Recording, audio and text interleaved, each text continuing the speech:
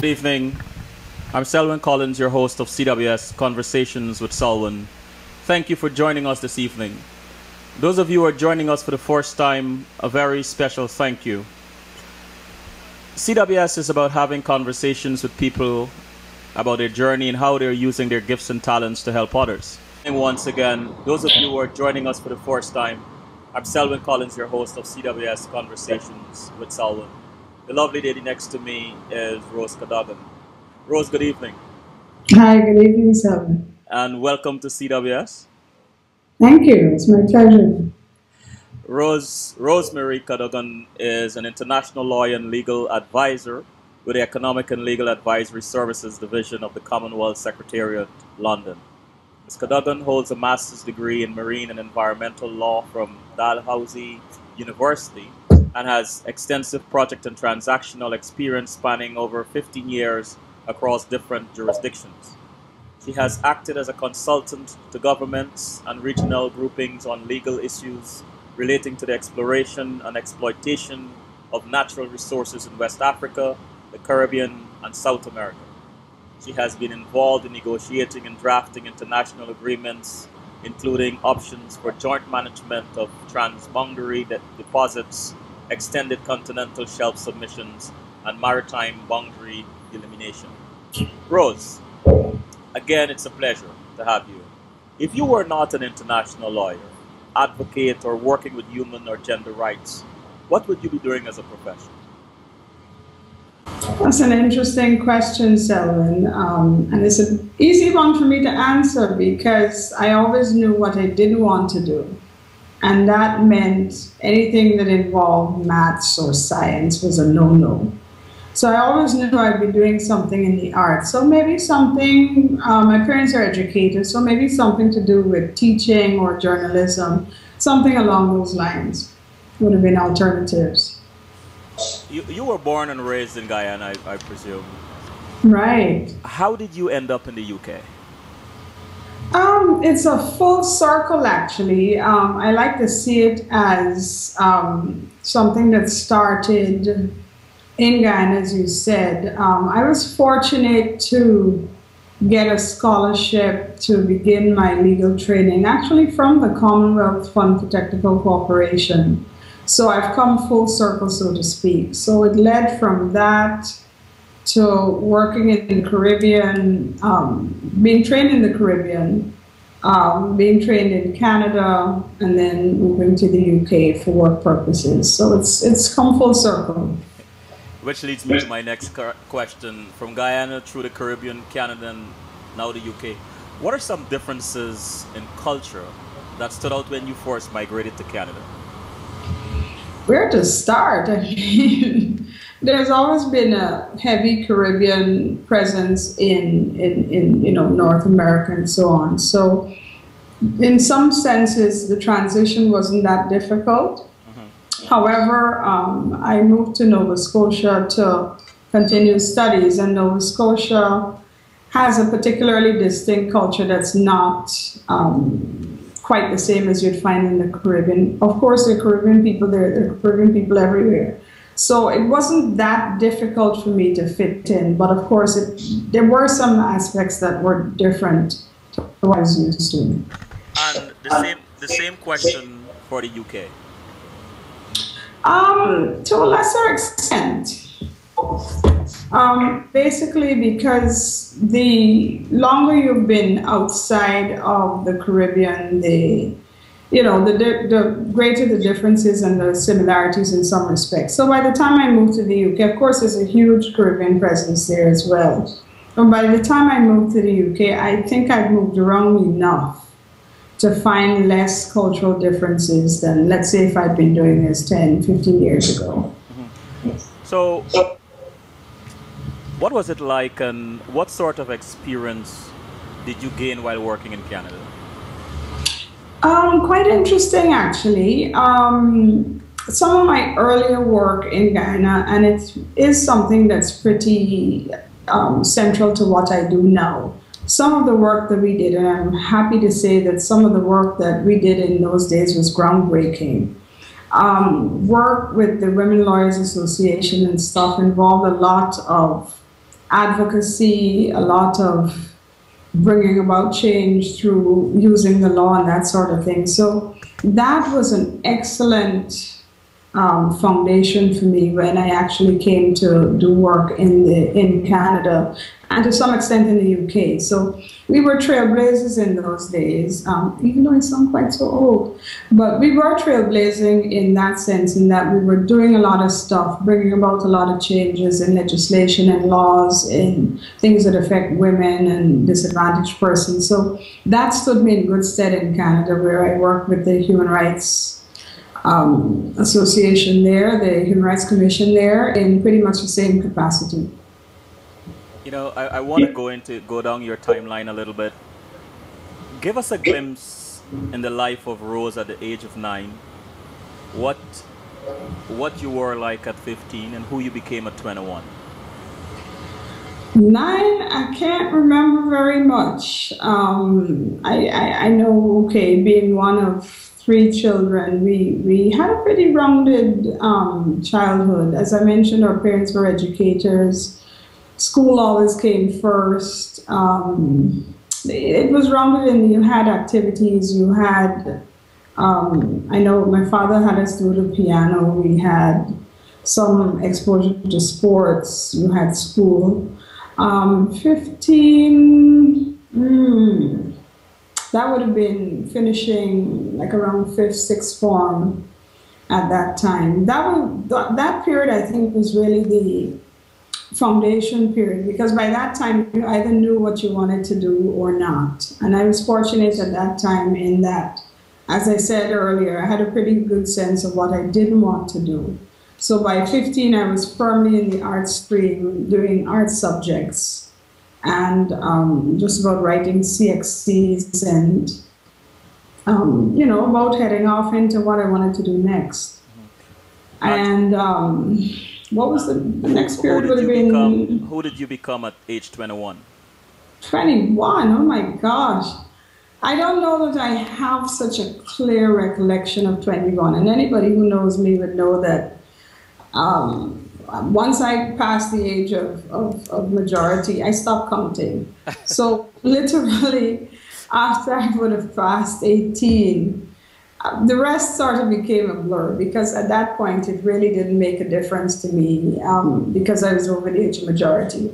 I most likely would have been embarked in my career in some way, shape, or form, because after high school I went straight to university after a brief work.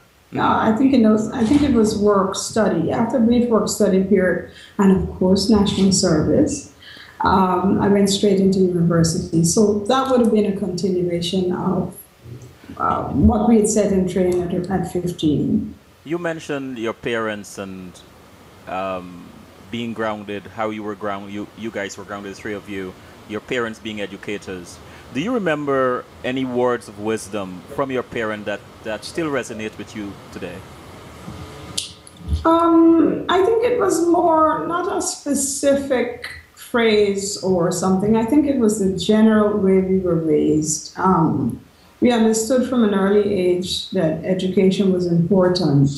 So I think it was more a case of learning from example. Mm-hmm. They again would have been old school and would have been raising you to see the value of education. I know with my dad, you couldn't dare put a book on the floor because he saw that as something that was akin to heresy or something. So, you know, you sort of gain from seeing them in action rather than, you know, any specific thing that they said.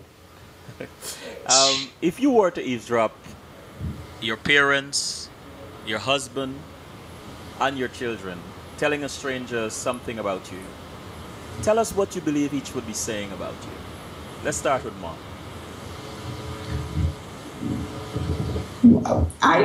You know, can I be really, really honest here, Selvin? Well, I hope so. I don't care what people say or think, you know, about me. I mean, so the whole issue of eavesdropping on what they might be saying, Never really crosses my mind, quite Well, honestly. if you were to come into a room unexpectedly and hear mom and dad saying something about Rose, what do you think mom would be saying to a stranger? How would she describe you? I hope she would say that that I took what she imparted to heart. I know for a fact that I wasn't. I was always very feisty. I know for a fact that I didn't take what somebody said because they said it. I always questioned. I always had questions or asking a deeper question, when something was said to me. So I would hope that somebody would say that I have a questioning mind or that I never take things at face value because that's basically how I am. Hmm. Hmm. Well, let's move on. And I want to ask you this. Were you fond of high school and what was your favorite subject? High school had its moments. I think I definitely was happy with the arts. I liked English. I liked languages. I liked literature. I wish I'd gone further with languages because at that time you only had to do French in the first form and Spanish. Well, I took Spanish up after that. So I would have liked to have stuck with that a little more. Hmm. So those were some of the things that I remember specifically about the high school experience. And when did you realize that you wanted to study law? And who or what was responsible for you choosing that career path? Mom, without question, I knew what I didn't want to do, and I remember her having that conversation with me and saying, "Okay, what do you think you're going to do?" And I think it was a back and forth between myself and her, and she was saying, "Okay, if you're keen on doing English, then you can do journalism." I know teaching wasn't that much of a pull for me because I'd seen my parents work through the education system as teachers. So I think she said, "What about law?" And it was curious because we didn't have, and still don't have really, lawyers in our family, immediate family. So for me, it would have meant going out on my own without the benefit of having somebody in our immediate family who had done that. So we arrived at that, and from then on, I never looked back. Hmm. You're a strong woman, Rose, who has always been surrounded by strong women. Who are some women um, you admired as a child and as an adult? It might sound corny, but I think my mother is one of the strongest women I know. Hmm. She's always been that sort of inspiration to us, and she comes from a family of strong women. As a matter of fact, that's the reason I'm here, even though I'm on vacation. I'm actually just from a family reunion where herself and her four sisters were actually brought together by the younger members of the family. So without hesitation, I think my mom always was and continues to be a source of inspiration to me. There were a few other figures. One of them I think you know quite well, where Nenny, as she was known to us all, Oh yes, Nelly, of was, course. yeah, she was such a strong, phenomenal woman who we all went to after school lessons with at that time. She still rings, I still remember some of the things that she instilled in us to this day. Yeah. And how have some of these women who you admire shaped your human rights views and influenced you as a mother and a woman? I think you learn not to take things for granted. You learn you learn to value what you have. And I think the very fact that we grew up in a society where, when you compare it with other societies, where the basic freedoms to, to life, to liberty, security of the person, those freedoms are so commonplace that we might tend to take it for granted. the fact that we had a very sound primary, secondary education, those things, particularly when you look at places in the world where education is not something that's taken as a given, particularly for women. Those are some of the things that I find because of where we came from, we've learned the importance of and not to take it for granted. And those are some of the things that I try as well to pass on to my children, that you're fortunate in that you're growing up in a society where it's easy to take these things for granted, but it's not something that you should, just because you have it from the time you know yourself, it isn't something that you should take for granted. Do you remember your first official duty as a lawyer and how it made you feel? No, especially knowing that this is what you wanted to do. Yeah, I actually do. I think my first real experience, because I did some, after I qualified, I did some stuff that didn't require me to actually be an advocate. So I was coming on a 5-year contract with the government, and it was coming on, I think, around midway during that contract that I actually started doing prosecution. And I do have very clear memories of those first few cases where you had like 2 weeks of going to court with somebody senior in the chambers, and then you were in the deep end for yourself. And I think those are memories probably because they were we were new, but yet we still had the benefit of experienced people. And particularly because of those times, you were doing it in a society in which you were comfortable. Because after graduating, I moved back to where we were on contract, so I was back in Guyana. So you knew the society, you knew the context, you knew the role you were playing, you understood the importance of what you were doing. So those were fairly. I still remember some of those cases. What kind of law excites you, Rose?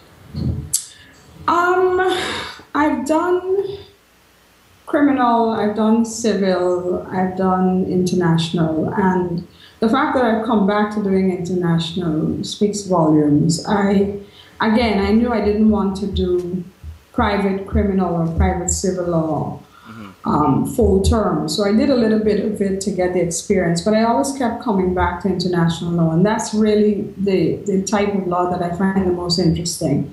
I like the big picture thing. I like the fact that I can deal with issues that relate to countries and other countries, and you actually can see the impact of what you do on a macro level.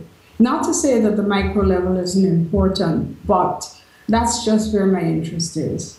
You've had extensive experience. Give some reasons why a government would hire someone with your experience and expertise. It depends on the purpose. I've worked with governments in advisory capacities before, and it's always an issue that you as a legal advisor have to decide whether you know the interest that the government has, but you also as a professional know the rights and responsibilities that you have. If you're going to go into it with the view that you're going to come up with the reasons to justify what the government wants or what the government wants to hear, then that has to be something that you're able to live with.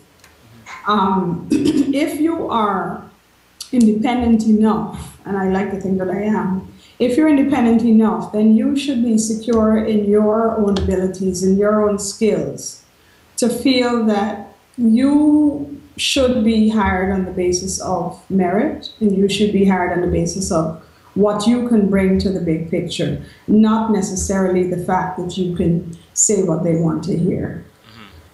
So tell us a bit about your experience with maritime resources for small Commonwealth states. That started back, I think, in the late 90s. My goodness, I'm old. That came out of the Guyana-Suriname issue over the offshore resources. Mm-hmm. And that sort of led me to do a master's in marine and environmental law. In a nutshell, that's basically using the backdrop of the Convention on the Law of the Sea, and it's interpreting the rights and responsibilities that states have with regard to anything that stops at the low water line and goes out to 200 nautical miles and beyond that. So it covers the subsoil, the seabed, the waters, and the airspace above it. So you basically are extending or looking at the ways that a state or a country can extend its jurisdiction out to 200 nautical miles and beyond. What are three important things the citizens of small states in the Commonwealth should know about maritime resources that you believe many of us do not know? This again is very familiar territory, obviously because I come from Guyana considers itself as part of the Caribbean. This is obviously very familiar territory for me because what happens with the convention is that it gives states, and Guyana actually was the state that brought it into force. It was the 60th signatory that brought the convention into force. So for states like Guyana, and especially the smaller Caribbean states, the entitlements that they have to 12 miles and then 24 miles and then 200 nautical miles and then beyond, most times those areas are greater than the actual land territory. So it's important for particularly, let's say the Caribbean, where you have a semi-enclosed area where there are a lot of independent states in that one space. If you think about stretching from the coast of South America all the way up through Grenada, St. Lucia, all the way through the Caribbean chain, all the way to the Bahamas and to the tip of the US, that's a lot of countries in that small space. Mm-hmm. And given the fact that most of those countries are members of are signatories to the Convention on the Law of the Sea, everybody has the entitlement, but you can't all enjoy it because there just isn't enough space. So working out how you cooperate, working out how you avoid conflict, working out how you govern, how you're going to manage that space is important. A lot of the issues can't be dealt with by one state itself. For example, if you have issues related to transportation, if you have issues related to tourism, if you have issues related to oil and gas exploration, if you have issues related to ocean governance, then you need to talk to the other states who share that same space with you. And that's basically the area in which I'm involved at the present time. So I guess foreign relation is a very important component to discussing those kinds of issues. Oh, it is. It absolutely is. There's no escaping the fact that you have to deal with somebody else once you're talking about anything outside your national territory. And why is it so important to adequately manage our natural resources? And what do you believe can be done to improve natural resource governance?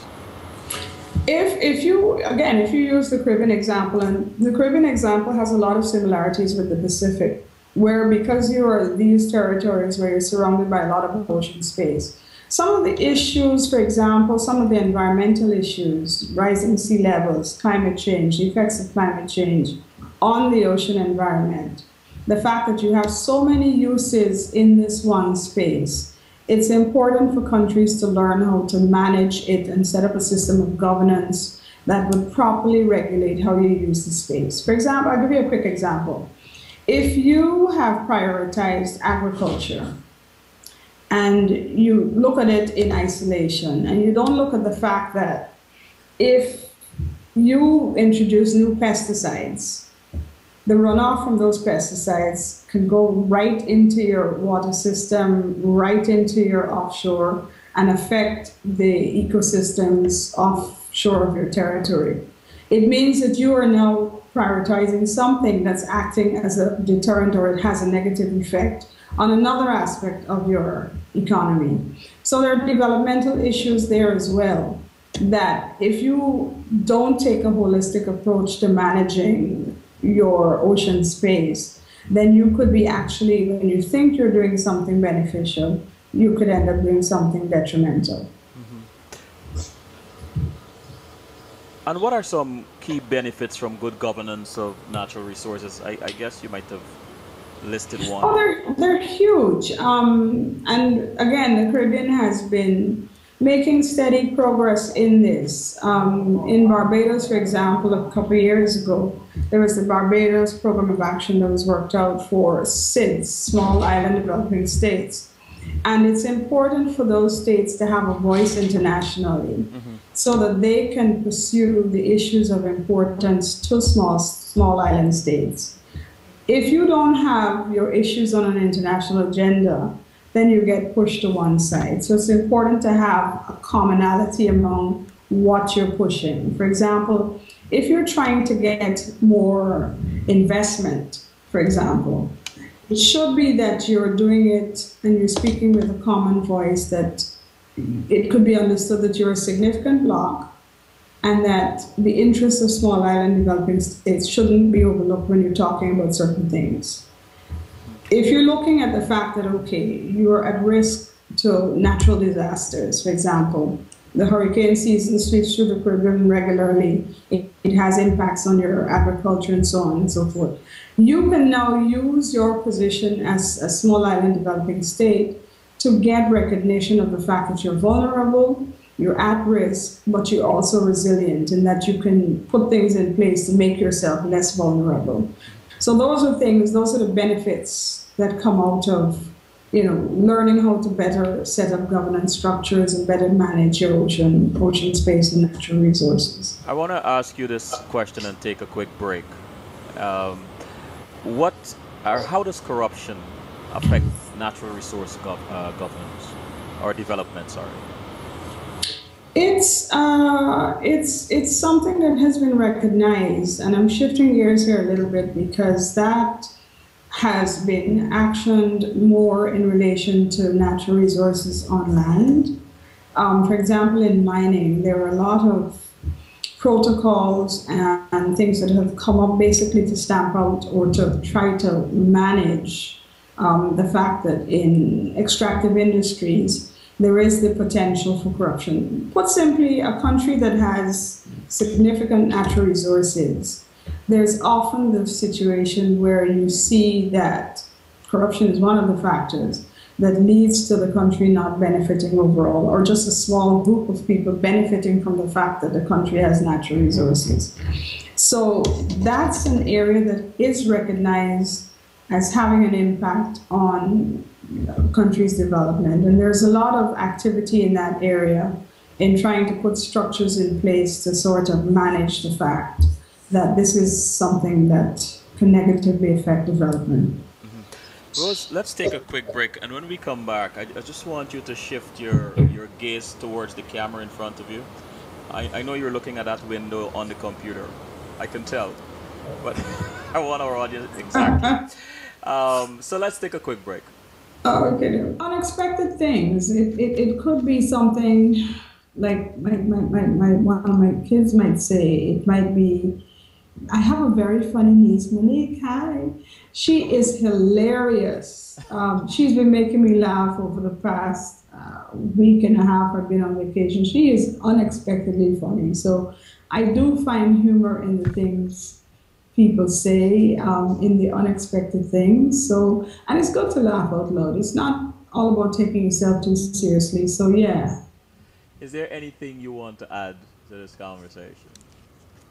I've enjoyed it, Selvin. Thank you. I didn't think I could make it through your program in one stretch, but it's been interesting. Thank you for having me. Oh, you're quite welcome, and thanks for sharing your time with us. And if I may share this with our audience, this was really an impromptu thing. It's difficult to get you because you're all the way in the UK, 5 hours ahead, and I can't pin you down. And so you happen to be here in the US, and I was glad that we were able to do this show tonight. So thank you so much, my sister. I'll call in the favor sometime. Don't Well, yes, worry. of course. What else is new? I'm here. I'll be ready. I'll be ready. My pleasure. Thanks again. So good night. Okay, have a good one. You too.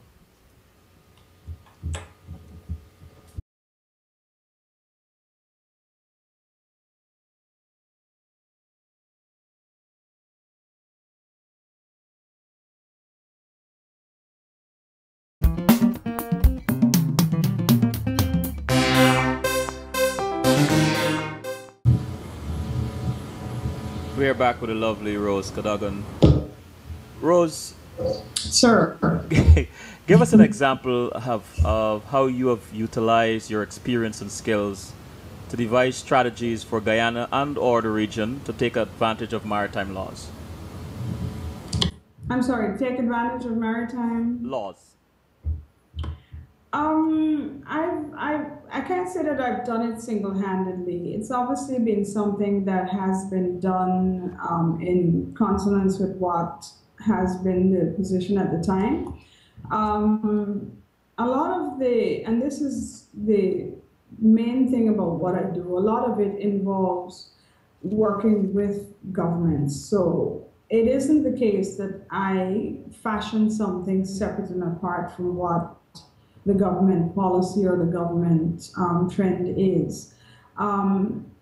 So if I'm to look at what I was involved in the Guyana context specifically, that would obviously have been in relation to the issues, the maritime issues that Guyana was resolving at the time with Suriname, some other stuff that was done with Barbados.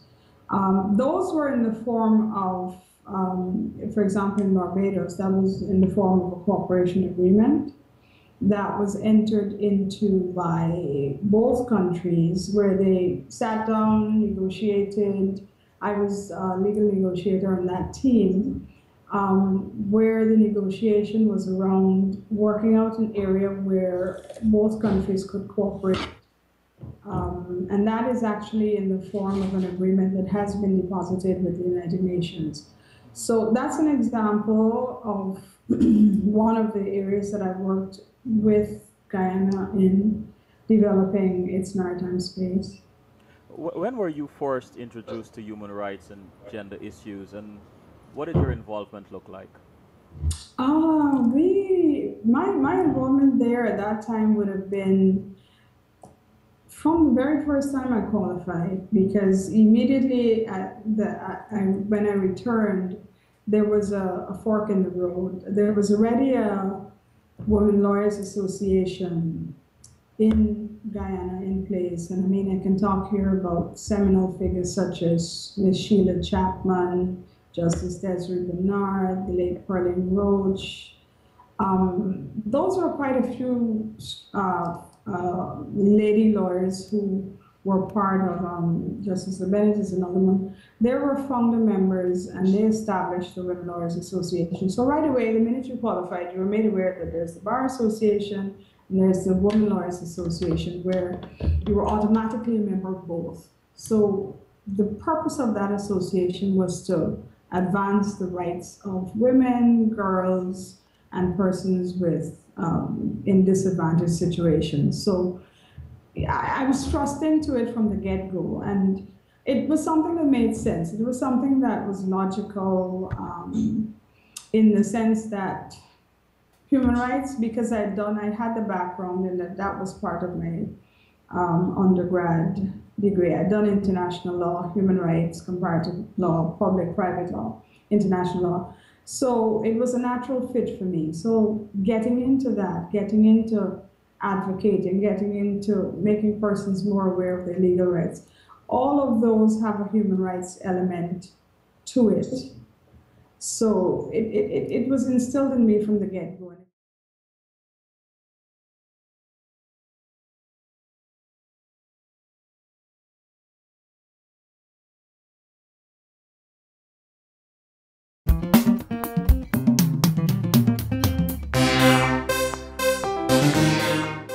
get-go, and it was something that I was quite comfortable doing. Still am, actually. You were once president, I believe, of that same organization? Yeah, for a period, For a yes. period of time. Do you know what was the trigger that caused the group of lawyers, these women, to come together and form this organization? I think it's as I mentioned, those ladies that I mentioned. It's known that the legal profession is a male-dominated one. That's changed, I think, in that there are probably a lot more female entrants now. But at the time, I think the recognition was there that some attention needed to be given to advancing the rights of women and girls. That's not to say that the Bar Association didn't do that, but these were women who had as their mandate to bring in younger female members of the profession, to give voluntarily, nobody was paid for doing it, to give voluntarily of their time to advancing these goals. And I'm proud to say that we got into so many things, booklets, publications on every topic under the sun that had a legal implication. When the constitutional reform process got underway, we got more information out there. We traveled the country. We got funding from CEDA. We gave talks. We gave lectures. We linked up with the Department of Human Services, the Women's Affairs Bureau. We did stuff with them. You know, it was really an exciting time. And how have you seen this organization grown from the time you were assimilated or you joined to when you left? Well, I still get the newsletter electronically, and I'm happy to say that it's still going. There's still young lawyers, young female lawyers involved in doing things like prison outreach. We used to go to the women's prisons, do interviews, give advice. It's still going, and it's still fulfilling that function as far as I'm aware. Tell us about your experience in ensuring compliance with international provisions affecting vulnerable groups such as women, children, youth, and indigenous populations. Again, those are things that I've been involved in from the governmental side, where the government had to present reports to international human rights bodies as part of its international obligations. So from the government side, preparing those country reports was an important function. You had to have a committee, you had to pull together different groups, human rights groups, women's groups, religious groups, get the views, get them in the report, have it written up and have it presented at the UN. I was also involved in the NGO side, where women lawyers also helped with preparation of shadow reports. And those are also instances where you're on the other side, where you look at what the government is saying and you put forward what the non-governmental position is. But it's also a case where you are also involved, and you can be involved, and I was involved at the grassroots level, because there's the very human element to human rights. It's not just all international. So if you're helping somebody at the grassroots level realize their rights, in a sense, you're contributing to recognition and respect for those rights at the international level. So if you're helping someone in a simple case of property, for example, that affects the right to property if it is something that's recognized as a human, as at the international level. If you're helping someone in a criminal case, if you're defending someone in a criminal case, you are at that level helping to protect somebody's right to life, liberty, security of the person. So even at the grassroots level where you're involved with the individual, that is an integral part of human rights at the international level. What was most challenging for you while working on gender issues?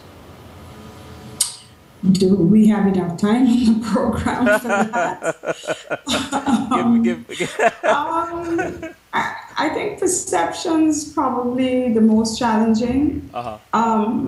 One of the things that I recognized early on was a lot of the times you're confronting perceptions about the relationships between male and female. When we were doing a lot of domestic violence prevention work, one of the things or one of the perceptions that you came across quite often was that empowering a woman was bashing men, male bashing. Those were some of the perceptions that you sometimes had to deal with. Sometimes some of those perceptions came from the most surprising quarters. Sometimes women were the ones who would feel that you're empowering other women to challenge the status quo.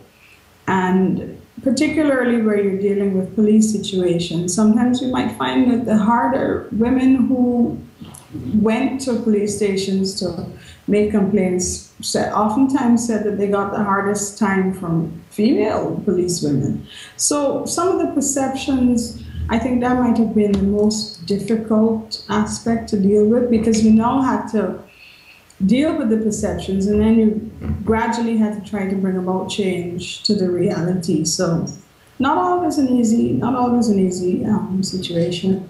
It seems like society's fundamental beliefs sometimes got in the way. It's part of society. It's part of the whole male-female relationship is bound up with society. So, it's something you're taught from an early age. This is what a girl does. This is what a boy does. This is the role a woman does. This is the role a man fulfills. So it is an integral part of society.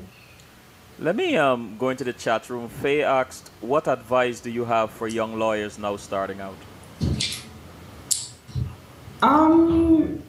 And this ties in, good question, Faye, ties into one of the things that I try to do as much as possible, and I like to think that I'm doing it consistently. If you get into it for the wrong reasons, if you get into the legal profession for the wrong reasons, then I think you're probably going to find out pretty soon that it is probably not the best approach. For somebody starting out, I think it's important to find a mentor, or as I often say, have a mentor find you, because there are a lot of things that have helped me along the way, that have come about through mentorship or somebody mentoring me. And I think it's absolutely the best thing to happen to somebody who's just starting out, because you're fresh out of law school and there's a huge gap between the theory and the practice. And if you are lucky enough or fortunate enough to have someone who takes an interest in you and helping you to get the best out of it, then I think you'd be in good stead. What was your take on government's approach to gender issues, and what was your greatest criticism of that approach? You're speaking generally about gender issues. I don't know that I have a criticism as such. It's more of a comment. Comment, okay.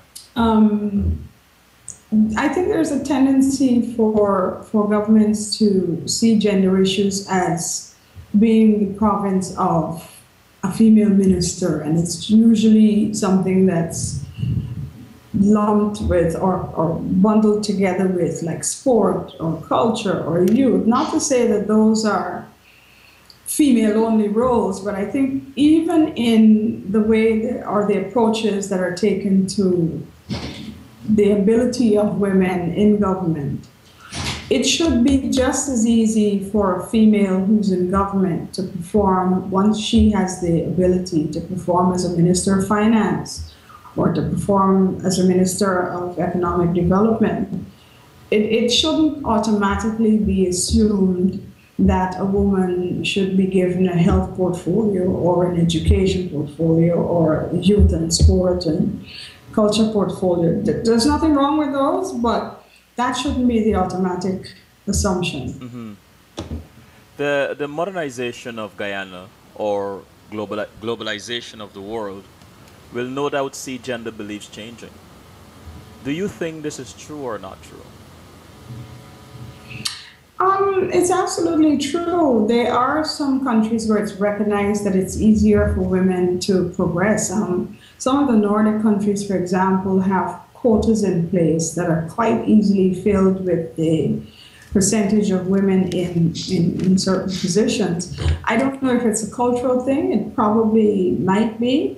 But again, if you look at Europe, for example, there are quite a few women in positions, quite senior positions, the IMF and so on. But there are particular areas where it's easier for that to happen than, and in comparison to other areas where it's less likely to happen. So there is still a lot of differences, still a lot of gaps. When it comes to equal opportunities for women in Guyana and the Caribbean, there's a group that will argue that they aren't enough, and then there's another group that will argue that women have made great strides and there are lots of women in key positions.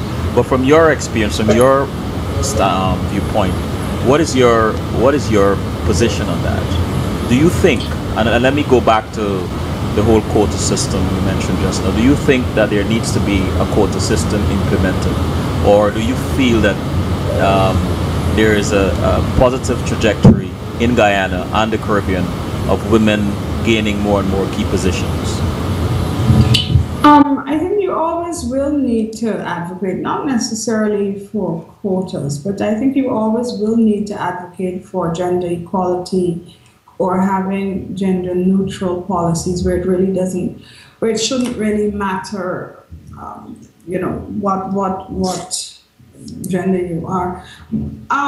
It's I don't want to draw the parallels as sometimes people do with affirmative education, where you need to have quotas and that sort of thing.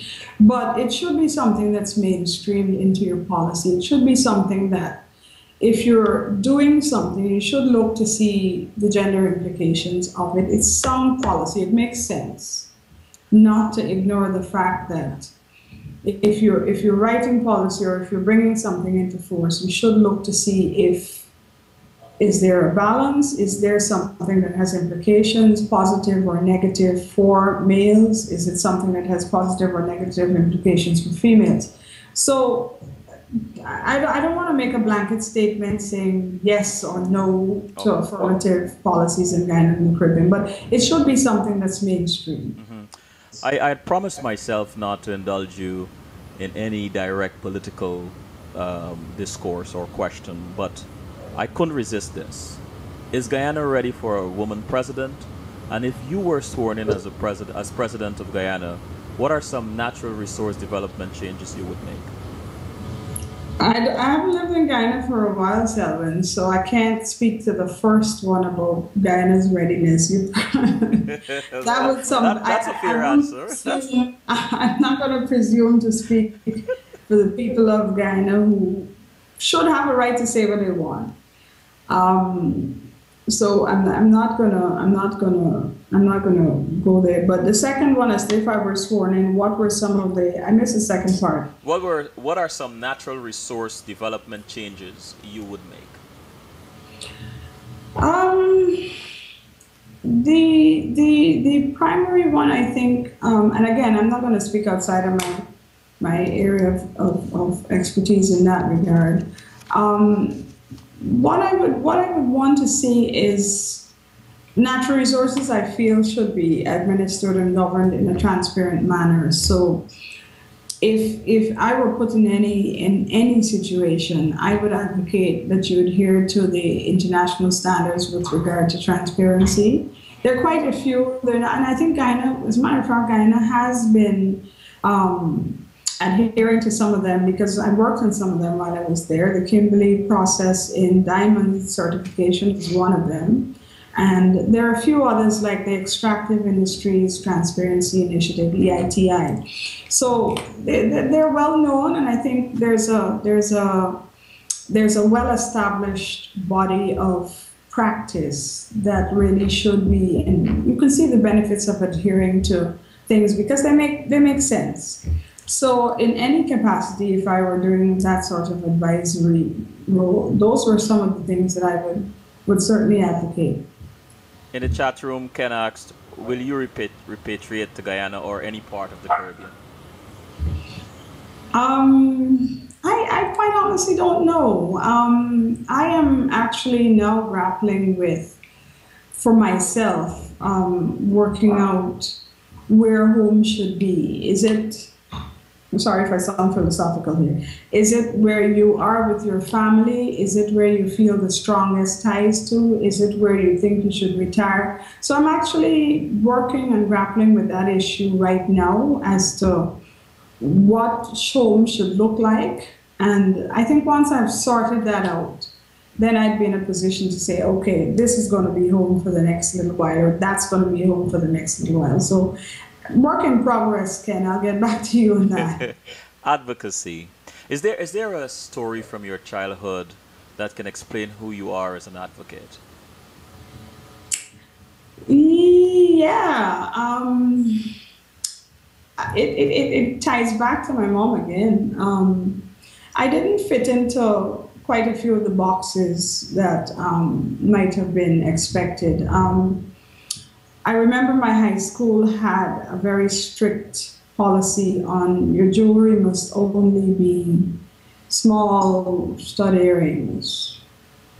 And I couldn't for the life of me figure out why. Was it based on something that was it a health and safety issue? Was it something else?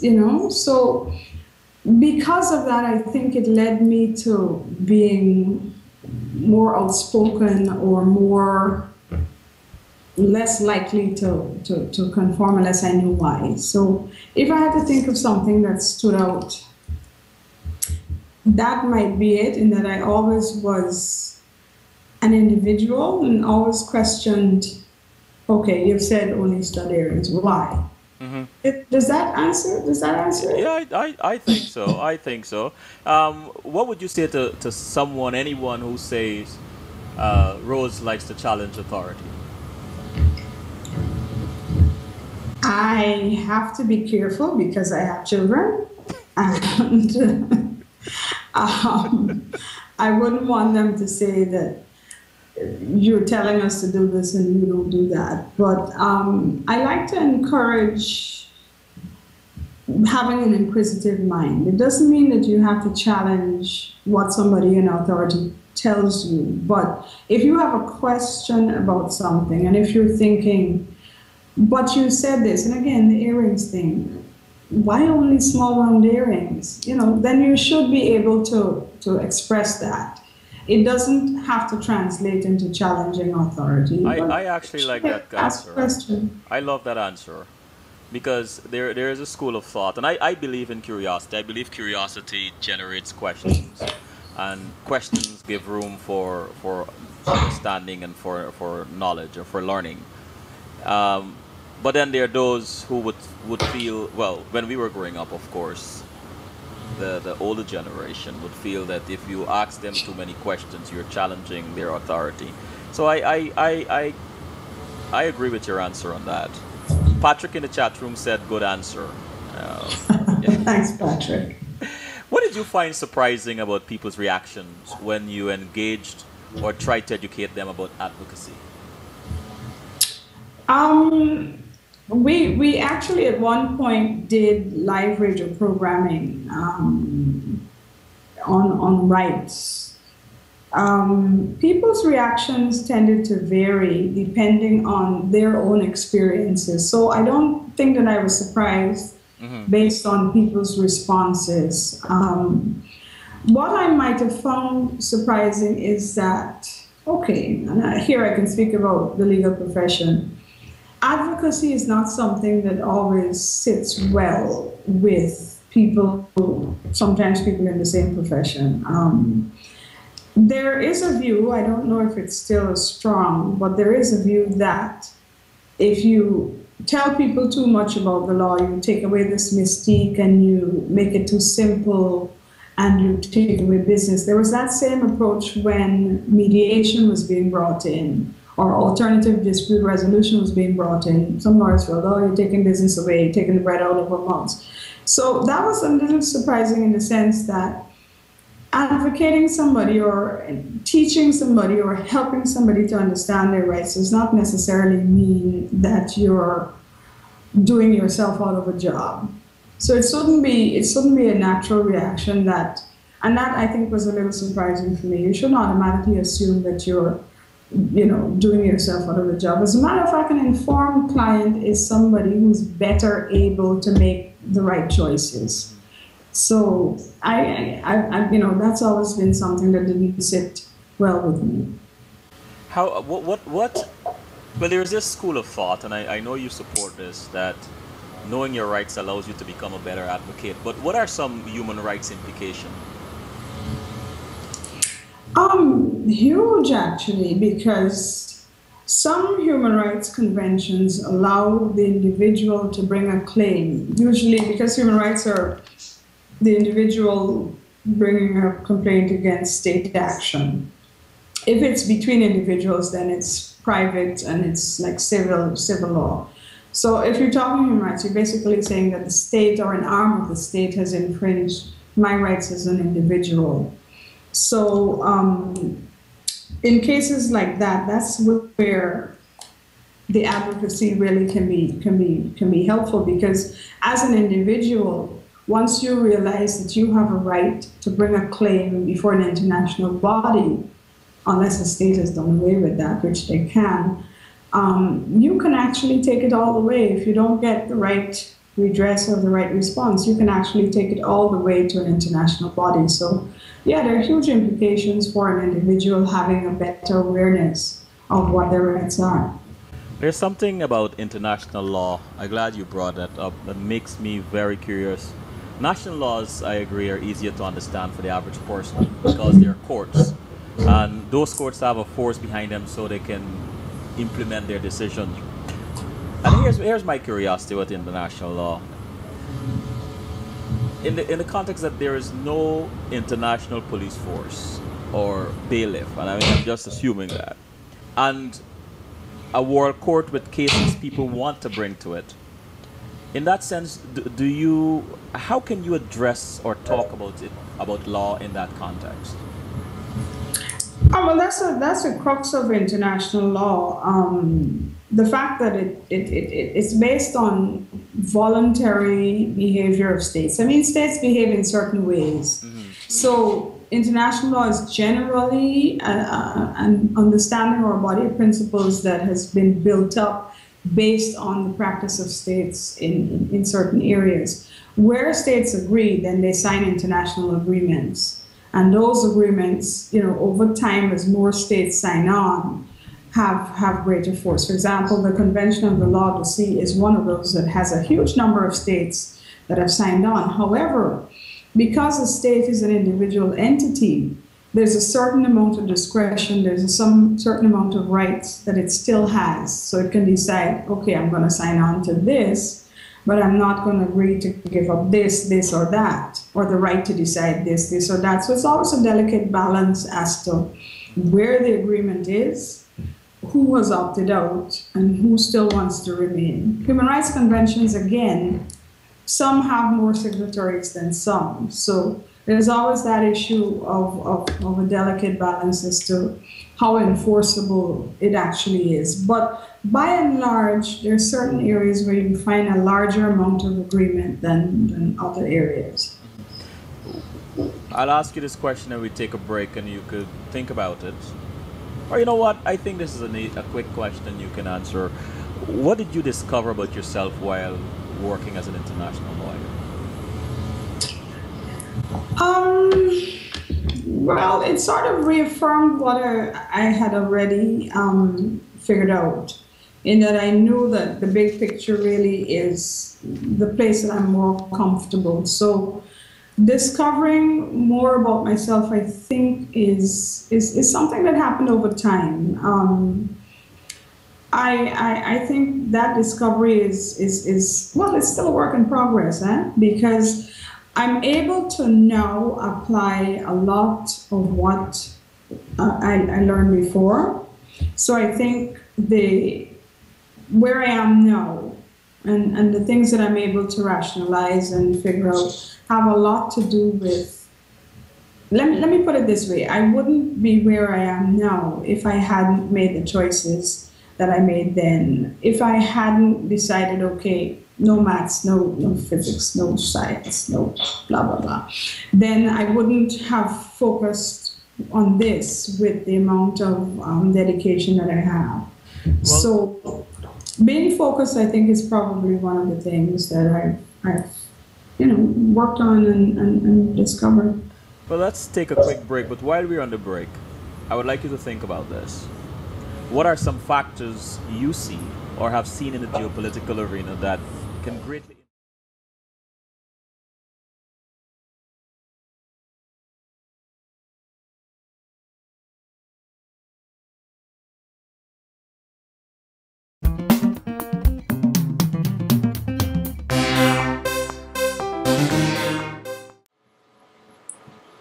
We are back with the lovely Rose Cadogan.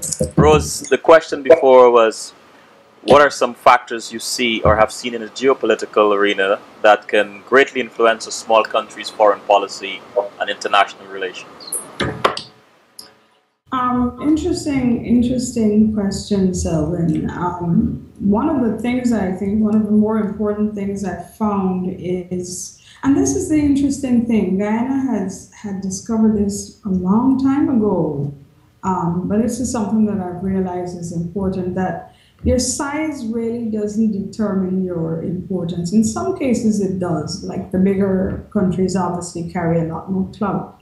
But I think, and this is something fundamental that Guyana recognized early on, if you can get together a grouping of like-minded, maybe small, differently sized states, you can wield a lot of influence way above your weight class. And this is something that when people talk about integration and that sort of thing, and efforts sometimes fall apart, I'm like, why don't you see the value in there's more unity in strength and you can achieve a lot more together rather than, a single individual, small states, particularly in the area of resource development. The fact is true that, okay, some of the small states that have resources do not quite often have the capacity to manage them adequately. And I'm happy that in the position that I am now, I'm part of a core of advisors and economists that provide that advice where there isn't that sort of capacity to do it. And one of the things that's important, and this is something that I think holds true, the basics that you can put in place to manage your resources adequately really should be to put the policies in place, put the laws in place before you actually start getting into the exploitation stage. Because the investors that come more often than not have done their homework. They know where your laws are strong. They know who has the weak laws. And it makes a lot of sense to make sure that you've updated your legislation, that you've strengthened your capacity, you build your local capacity to address resource exploitation. Sometimes it happens the other way around, but it's always important to make sure that you're in a position to adequately respond to the challenges of managing those resources before you get into it fully. Those are just two quick things that I think. In the chat room, Patrick asked, can you tell us of something that you think will propel gender relations to a more advanced level than it currently is in the Caribbean? Patrick, people.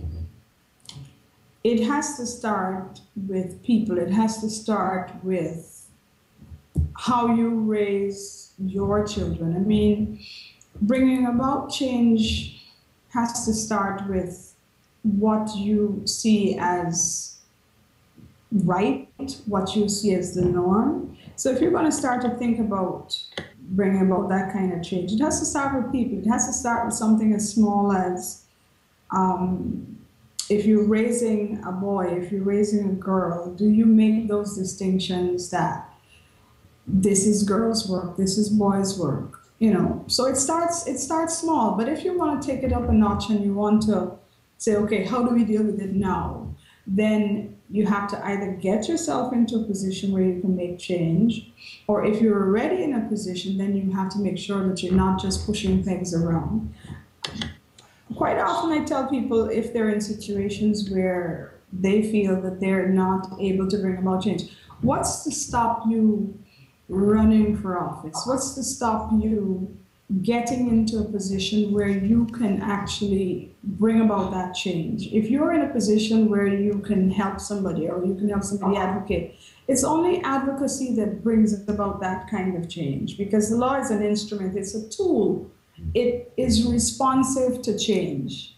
If there's enough of a swell of opinion, and this happens with any type of law, it really doesn't remain static. It changes based on the pressures and the advocacy and the needs.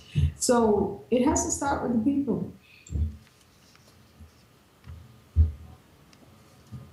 Let's take Guyana, for example. I think you briefly touched on the Guyana-Suriname issues, but can you give us an example of a border or maritime resource dispute that has been litigated before the World Court or an arbitration tribunal? There are two. Well, there's Guyana, Suriname. There's Barbados, Trinidad. Those are nearby ones that in 2006, 2007, 2004, those ones actually came to international arbitration basically because efforts of working them out hadn't borne fruit. So we're in the books. In the region, we absolutely are. And one of the things about international arbitration is that negotiation is always the best way of getting what you want, because you as the two parties can work out any kind of arrangement that you want. If you want to agree that you take this and you take that, it doesn't matter if it's equitable, it's what you decide and that's what holds. If you take it to international arbitration, then the decision is made for you. And it's based on principles and rules that are a little more rigid than if you're sitting down to work it out yourself.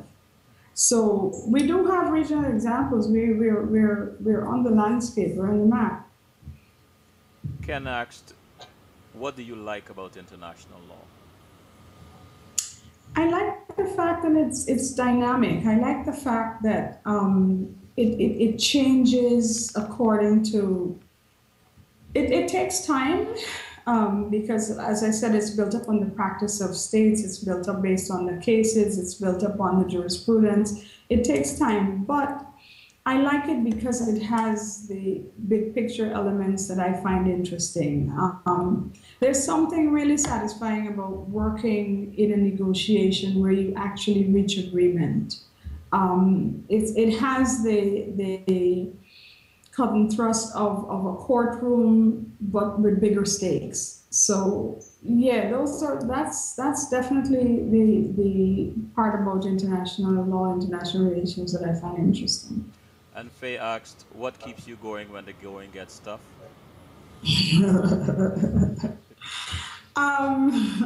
The safe answer to that, Faye, is family. I couldn't do a lot of what I do if I didn't have a solid family base. I have young children, and I couldn't do to the extent that I do it if I didn't have a supportive husband, if I didn't have a supportive family to enable me to do this, because it's challenging, it's tough, it's rewarding at the same time, but you get out of it what you put in. And if you're not prepared to put in the work, if you're not prepared to do the time, then the people know it. People know when you're bluffing.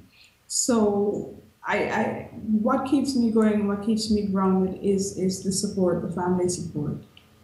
Tell us a bit about some of these international funding agencies and how they affect, or how can they influence how governments, especially small states in the Commonwealth, shape their foreign policies.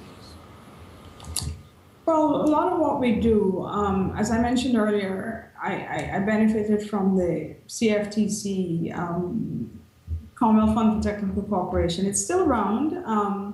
It delivers technical assistance to states based on request, which means the state can say to you, I need help in this.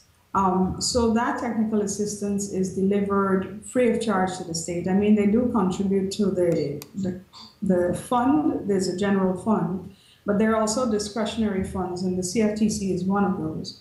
So that sort of benefit that a state can get is at least I can speak for our institution, it is what is delivered based on request. It's at no cost to the state. It's tailored to the state's needs.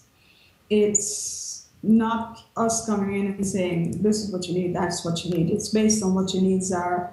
And you get out of it not based on what you put into the fund, but based on what your needs are. So it's really an interesting way of small states benefiting from the kind of expertise that can help them develop. For those who are suspicious of funding agencies and bilateral relations with larger countries, I mean small countries having bilateral relations. Let's take, for instance, China's footprint in Africa and its small footprint in the Caribbean, and it's beginning to make larger footprints in Guyana. What do you say? What do you say to those who believe that these bilateral relations never really benefit the smaller states are at a total disadvantage in these bilateral relations? That's a broad statement, and I can't say I agree with it wholly. Of course, in international relations, there's always that disparity and that sort of not imbalance, but sometimes you can have a discrepancy and not a level playing field when it comes to negotiating strength.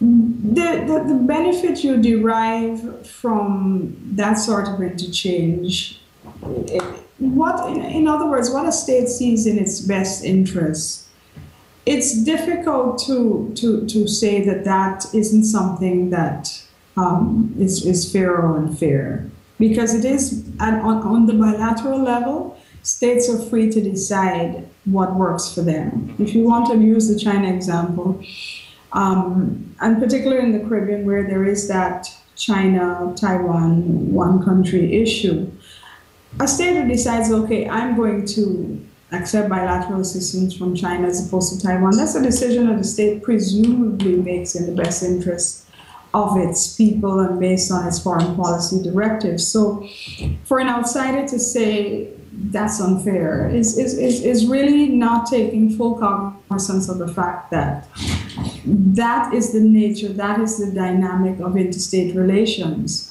Who's to jump in and say that a state is being taken advantage of in that kind of context? Faye asked, what about the Federated Caribbean? Do you think it is possible? That I think is a question that should be asked. I don't think I have an answer for it. I think it's a question that should continue to be asked. Mm-hmm.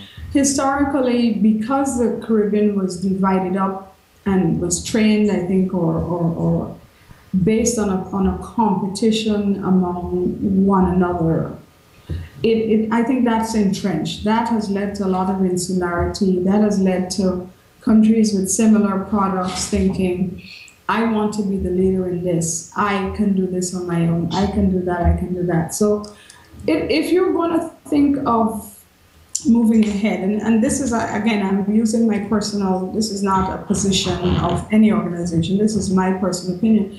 If you're going to think of combining those resources, your human, your financial, your resource, and there are examples of sub-regional groupings. The OECS is an example in the Caribbean. There's CARICOM, which is a bigger grouping. So there are smaller sub-regional groupings already in place where there's harmonization in the OECS of fiscal and currency and so on. So they're already sort of federations in a way where you have harmonization of policies and other things. So it is a conversation that should continue. Whether it ultimately is achieved, I don't have the answer to that. Jill, Jill asked, do you have a gender issue success story? If so, can you share with us? What I don't know how I would define success story, so to speak. If it is something that you're thinking that I can point to a case where, or an example where I think gender came to the fore. Let me think about that one a little bit, Jill. Let me think about that one. Okay.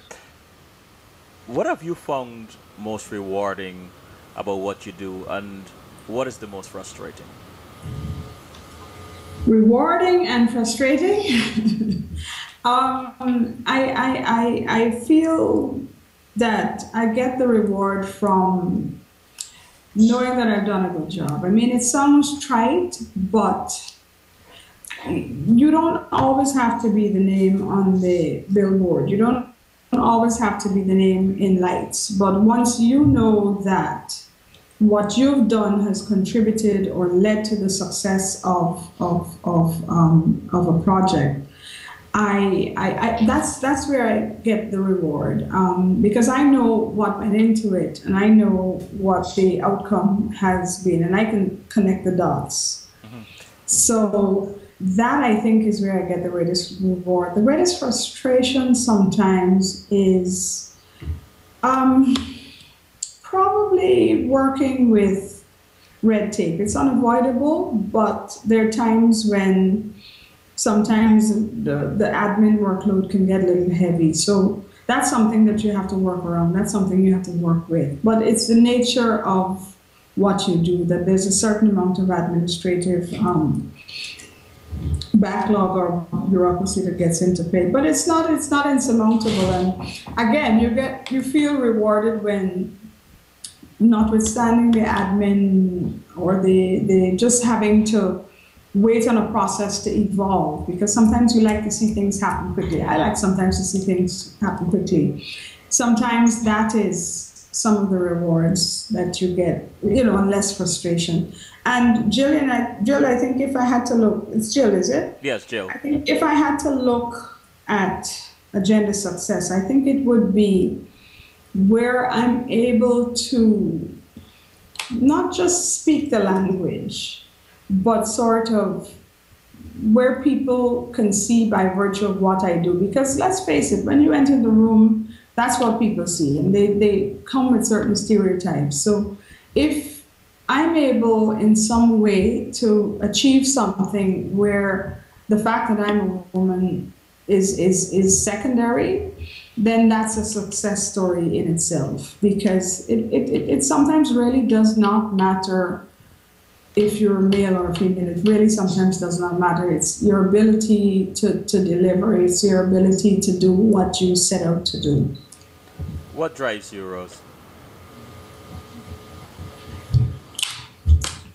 The ability to do stuff on an independent basis, even though I work in a position.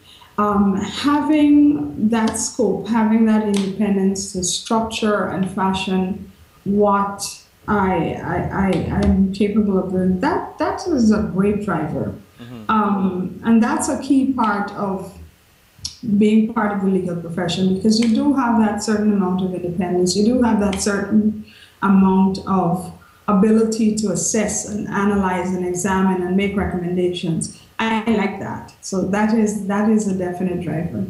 You're quite a driven person, quite a very busy person. I know this personally. How do you calm down or de-stress? Music, for sure. Is there a particular type? What I find sometimes when I want to zone out, I listen to smooth jazz with as few lyrics as possible. And that's always been something that, even when I was studying, I had that in the background. It is something that you can sort of just have going to just block out the interference and focus. So if I want to unplug, yes. If I need something to pick me up, I know my sister's gonna love this. Soca music definitely I know she definitely would. is a pick me up. In retrospect, what do you know now that you wish you knew before you pursued your career? If I had known that I would still be doing this and have children this young, I might have had them earlier. Because at this rate, I'm going to be working until I'm in my 90s. But Let's hope not. seriously, no, but seriously, it was a choice I made. So I can't say if I knew that now. It was a choice I made to do the professional thing first and then come back and do the family thing afterwards. So. Yeah, I sort of knew, well, I didn't know exactly how much work it would have been, but now I know. What is the last time you laughed unusually hard? Sorry? What is the last time you laughed unusually hard? Oh, it was a silly joke in a movie I saw a couple of days ago. One of my favorite actors who I was lucky to see live as well, James Earl Jones. Usually you see him in these serious roles, and he was in this movie, oh, what was the name? Angry Man in Brooklyn. It was Robin Williams and Ashton Kutcher's girlfriend, Mila Kunis. And it's not, it was James Earl Jones in a totally uncharacteristic role where he was, playing this guy in a video shop where he was stuttering. And I'm sorry, he was just so funny. I laughed out loud.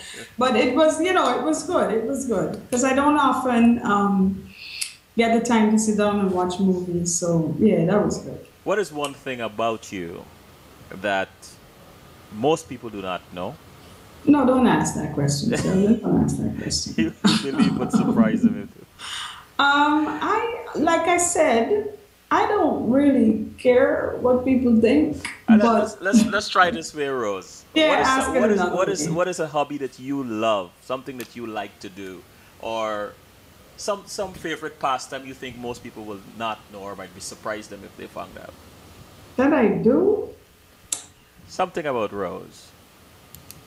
I play music. That made me do it until I couldn't do it anymore. What is that? I play the piano. I play classical music. Yeah, I said that. I didn't know that, and I know you since you were well. We're not gonna go there. But what is gratifying about being Rose Cadogan? Being able to be me, and again, this comes from not being shushed and said, well, there was a certain amount of shushing because there was one point in my school reports where talks too much came up. Really? Yeah, yeah. That was. And after that, I did the opposite. I became quiet, and then after that, I just started asking questions again. So, yeah, that's the part of me that I'm unapologetic about. If you were given a second chance to choose your career, what would it be? Nah, same thing. Same thing. Yep.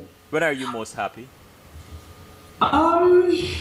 When I don't have to think, quite honestly, when I don't have to think, when there's no pressure, when there's no, you like the cut and thrust, you like the challenge, but that's in a different category. That's work. So when you're in your downtime and you don't have to think, when you're able to relax, when you're among friends, when you're unplugged, yeah, that's the best time. If you could go back in time, what would you tell the 15-year-old Rose? What would I tell the 15-year-old Rose? Ask more questions. Shoot, get a few more answers. Finish this sentence. I look forward to Sunday evenings too. I don't look forward to Sunday evenings because work is on Monday. See. I look forward to Friday evenings. We'll answer that.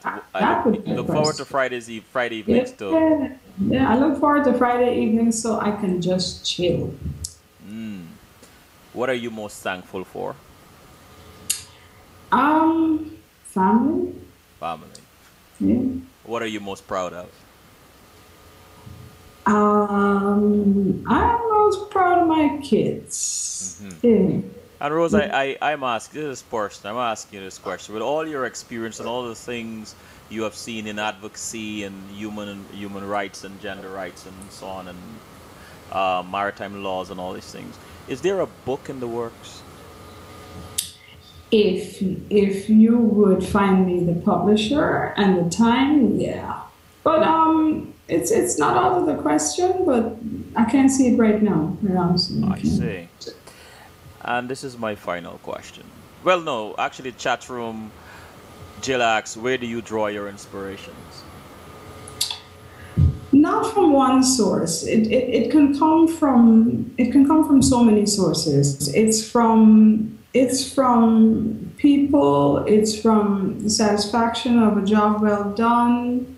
It's from it's from what's ingrained in you. It's from seeing other people do well, because there's always the competitive aspect, there's also the challenge. So seeing stuff that other people have achieved and attained is inspiring in itself. So there are lots of different sources. If you, Rose, had to the opportunity to really chill out, and you were able to select a favorite spot, favorite place, curl up with a book, your favorite drink, and some music, where would this place be? What music it would be? What book will you be reading? And what is this favorite drink you'll be sipping? That's 4 questions. That's not Yes, five yes, it's questions. 4 questions in one, which you can answer like that. It would be by a beach. Definitely, I love the water. I think that's something that draws me. I'm always going to be by a beach. Any It could be particular anywhere. country? It could be once. It could be anywhere in the Caribbean. It could be anywhere in the Pacific. It could be North America. It could be anywhere on a beach. Um, I It definitely would be maybe Crown Royal with a little bit of ginger ale. Yeah, Uh the huh. book. Uh huh. Um, the book would probably be something. What was I reading most recently? Yeah, I can't think of what I was reading most recently, but it probably would be something inspirational. Mm-hmm. Um, and not the soppy, you can do it, pull yourself up by your bootstraps. It probably would be a nonfiction, somebody who is actually, biography or a true life experience. The music, if it's by a beach with a drink in hand, yeah, it's gonna be soca. Okay. And my last question I ask all my guests, what makes you laugh out loud? Unexpected things. It could be something like one of my kids might say. It might be, I have a very funny niece, Monique. Hi. She is hilarious. She's been making me laugh over the past week and a half I've been on vacation. She is unexpectedly funny. So I do find humor in the things people say, in the unexpected things. So, and it's good to laugh out loud. It's not all about taking yourself too seriously. So, yeah. Is there anything you want to add to this conversation before I've we enjoyed it, close? Selvin. Thank you. I didn't think I could make it through your program in one stretch, but it's been Oh, interesting. Thank you for having me. oh, you're quite welcome, and thanks for sharing your time with us. And if I may share this with our audience, this was really an impromptu thing. It's difficult to get you because you're all the way in the UK, 5 hours ahead, and I can't pin you down. And so you happen to be here in the US, and I was glad that we were able to do this show tonight. So thank you so much, my sister. I'll call in the favor sometime. Don't Well, worry. yes, of course. What else is new? I'm here. I'll be ready. I'll be ready. My pleasure. Thanks again. So good night. Okay, have a good one. You too.